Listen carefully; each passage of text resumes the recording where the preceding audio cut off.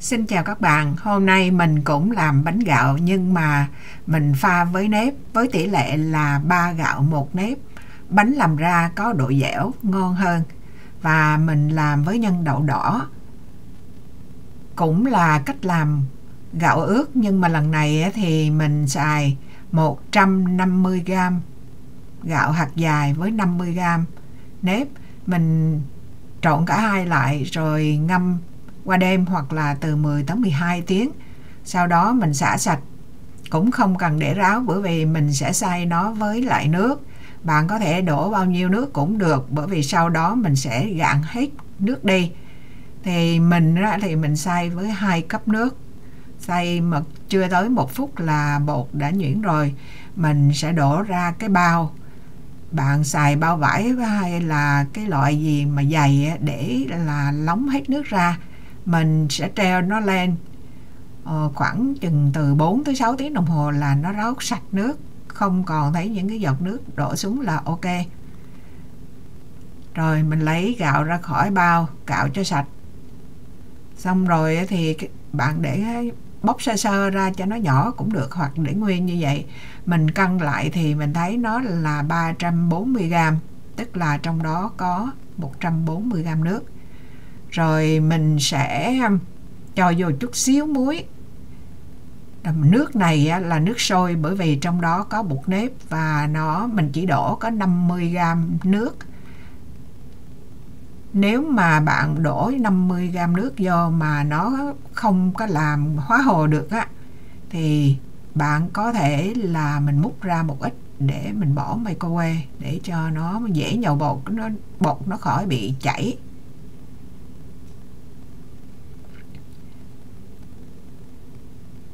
Khi mà hồi nào cũng vậy, mình làm thì mình cũng phải phòng với đổ nước không có đổ hết một lần, cái đổ từ từ thôi. Nó nhão là coi như vô phương cứu chữa luôn. Rồi mình nhồi. Đó, như mà hồi nãy mình nói đó, là nếu mà nó nóng quá thì nó sẽ bị dính tay, mà nó nguội quá thì bột nó sẽ bị chảy. Cho nên nếu mà gặp trường hợp nóng quá thì mình có thể cho thêm bột khô, mà đâu còn bột khô nữa đâu, thành ra làm cẩn thận, cái này dễ bị. Nhưng mà nếu mà nó bị chảy thì mình có thể mình bỏ vô microwave, mình lấy ra khoảng 2 muỗng canh thôi, đừng có lấy hết ra. Rồi mình nhồi chung nó trở lại. Bạn thấy cái tay của mình khủng khiếp chưa? Rồi mình sẽ lấy khoảng cỡ 20g mình để dành lại để lát mình làm hoa, để điểm lên mặt cho nó vui vẻ.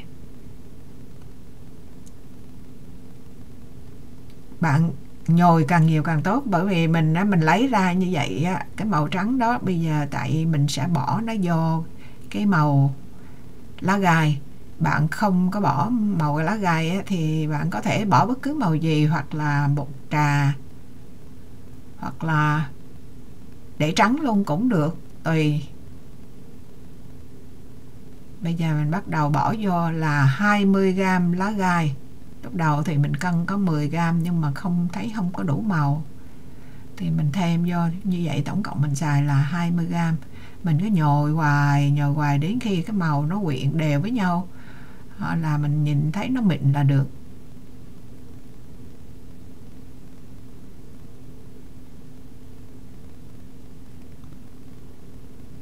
Nhồi này cũng lâu á, lát mình cho chạy nhanh lên chứ còn cái kiểu này nó lâu lắm.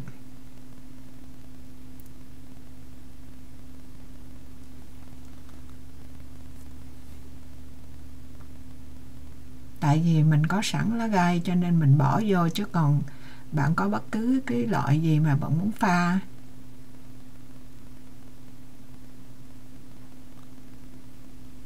Bây giờ thì mình chia nó ra làm 16 phần. Mỗi phần thì cũng cỡ 20g.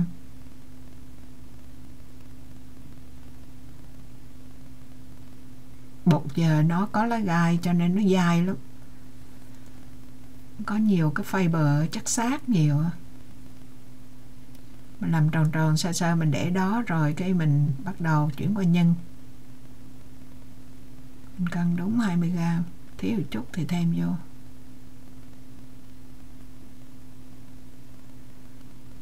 Đậu đỏ thì mình đã có công thức làm đậu đỏ, mình sẽ đưa cái link ở phần mô tả.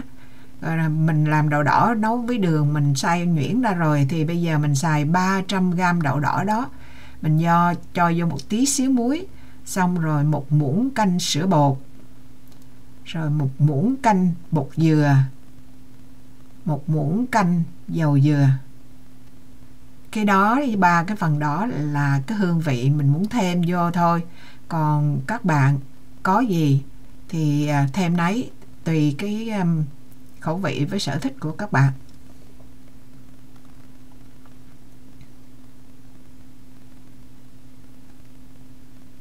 Mình bây giờ là mình cũng không cần đổ nước vô, tại vì mình đổ nước mất công, mình cũng phải làm lại cho nó khô lại, cho nên mình chịu khó mình khuấy lửa nhỏ cho nó đều nó quyện là được rồi, bởi vì bánh này sau này mình cũng sẽ hấp nữa. Đậu đỏ cũng đã chín rồi, sữa với dừa thì đâu có cần phải nấu chín, thành ra mình chủ yếu là lửa thấp rồi cho nó nóng mình trộn cho nó mịn đều với nhau là được à. Như vậy là mình tắt lửa chập nó, bạn ngó bây giờ nó vậy chứ lát cái màu nó đậm lên.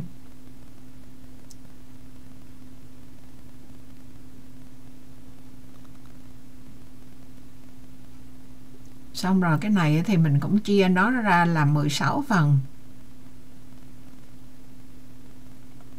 Đáng lẽ mỗi cái mình chia làm 4 mà mình chia lộn làm 8, nhưng mà kệ nó, lát mình cũng, nếu chia lộn gấp đôi lên thì lát mình làm 2 viên. Đó, đáng lẽ như vậy là đủ rồi á. Và đây mình chia nhỏ ra quá. Lát mình phải xài 2 viên. Mỗi cái bánh là 2 viên.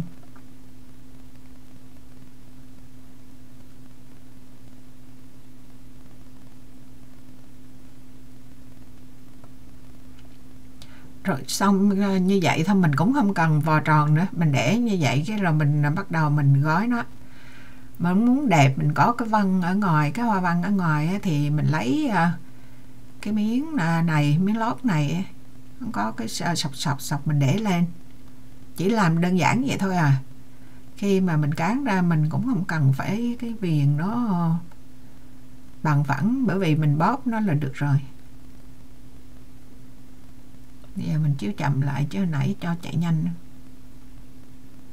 Bạn thấy có cái lá gai nó khô á, 20g vô làm cái bột mình khô, nhưng mà mình không có đổ nước thêm, mình cứ để vậy đó, mình cán nó cũng ra. 2 miếng nhân đậu đỏ.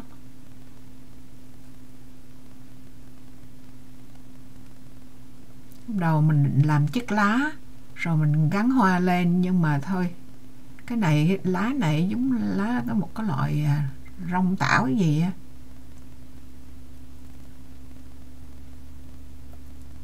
Tại vì bột mình để cũng hơi khô rồi đó, thành ra khi mình bóp nó dễ bị nứt ra, mình thoa tí nước vô tay cho dễ bóp.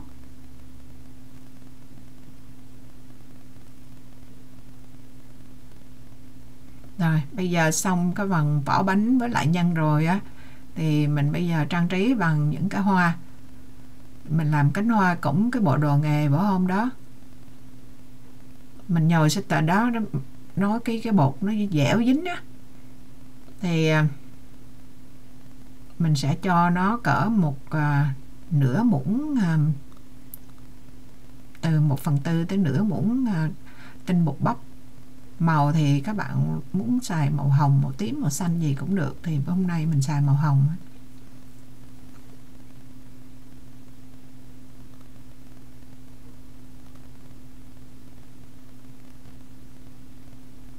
Bỏ thêm bột bắp vô để cho nó bớt cái dính á. Bạn nhớ nếu mà bị dính ha, thì bạn pha thêm bột khô. Bị sticky á, là dính nè. Rồi nếu mà bị chảy bột á, giống như nhiều bột nếp quá là nhão quá là bột nó sẽ bị chảy, mình làm bánh nó không có đứng lên á, thì mình phải bỏ microwave để cho nó hóa hồ á.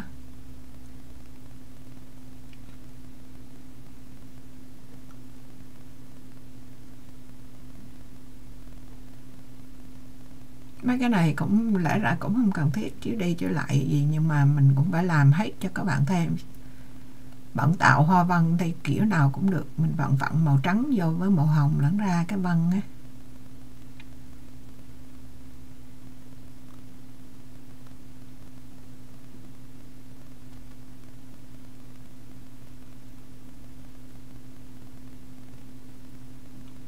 Mình sẽ để link cho các bạn mua cái khung hoa này, nhưng mà cái bộ mà mới bây giờ nó không có cái hoa nhọn, chỉ có hoa hình 5 cánh này, nhưng mà nó được cái là nó có một mặt cái lẫn bọc nhựa, một mặt thì để bán như vậy. Bây giờ mình gắn vô, bạn gắn kiểu gì cũng được, cho một miếng nước cái rồi mình để nó vô là nó dính vô, còn không á thì mình đè nó cho nó dính vô ở trong cái vỏ. Đúng là làm cái này là làm lẹ cũng được à, nó không có phải lâu lắm đâu.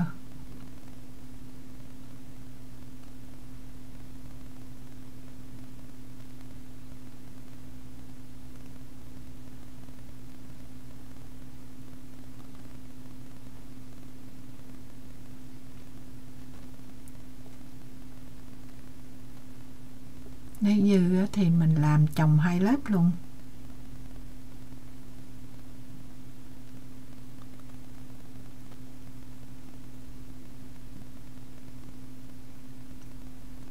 Ở trong cái vỏ bạn muốn thì có thể thêm đường vô, còn mình làm cái này là chỉ có nhân ngọt, còn cái vỏ mình không có bỏ đường nha. Tại công thức của cái người để hàng á, họ làm bột gạo hoàn toàn không có pha cái gì hết trơn á, nhưng mà mình thấy ăn nó cũng hơi nhạt nhẽo, cho nên mình cho vô thêm tí muối, với lại nếu bạn thích thì bạn cho đường vô. Rồi ra 16 cái bánh như vậy. Bây giờ thì mình lót giấy, mình cắt miếng giấy nhỏ mình lót nó, xong rồi mình đang xài cái khung mà nướng pizza có lỗ vậy, mình để lên cái chảo, rồi bánh mình hơi bị khô rồi đó thì mình xịt nước nó lên, xịt đều nó đừng có xịt nhiều quá, mình xịt đều thôi. Rồi mình nấu nó, nước sôi lên rồi từ khi sôi cho tới khi chín là cỡ 10 phút là bánh mềm. Bạn ăn liền nóng á, thì nó rất là mềm, nhưng mà để có bột gạo nhiều á, để là bột gạo là nó cứng lại giống như cơm nguội mình nấu khô á, là nó cứng lại. Bạn nào không thích ăn cứng á, là phải bỏ microwave hâm lại cỡ 2 phút. Muốn đẹp á, thì quẹt lên mà cỡ nửa muỗng, 1/4 muỗng dầu mè, mình quẹt lên cho nó láng một phần là nó cũng giữ được cái bánh mình lâu khô hơn á. Lâu khô nhưng mà cứng, nó vẫn cứng, có hạt gạo á, có bột gạo là nó bị cứng lại. Thành ra muốn ăn ngon á, là phải hâm microwave nếu khi nó nguội rồi. Bây giờ mình chia sẻ như vậy á, là xong. Cảm ơn các bạn đã theo dõi, hẹn gặp lại các bạn trong những video kế tiếp. Bye bye.